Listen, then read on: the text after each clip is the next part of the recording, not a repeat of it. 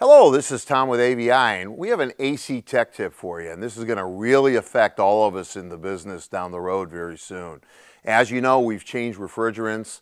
Always make sure you go ahead and use a refrigerant that meets the OE type capacity of that particular system, because we're going to have different systems out there.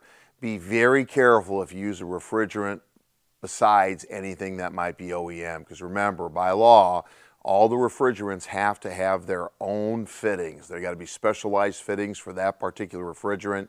Make sure no one ever puts in refrigerants using any kind of adapter and then removing it, because that puts you in a real trick bag, because later on when you get that vehicle to service it, you don't know what refrigerant's in there. And that means that you could contaminate all the refrigerant in your reclaimer. You might try to do diagnostics on a problem child AC car and not be able to fix it because you've got contaminated or the wrong refrigerant in there. Always make sure also that's just refrigerant only that gets put in that system that's the correct type. Always make sure your vacuum pump works correctly.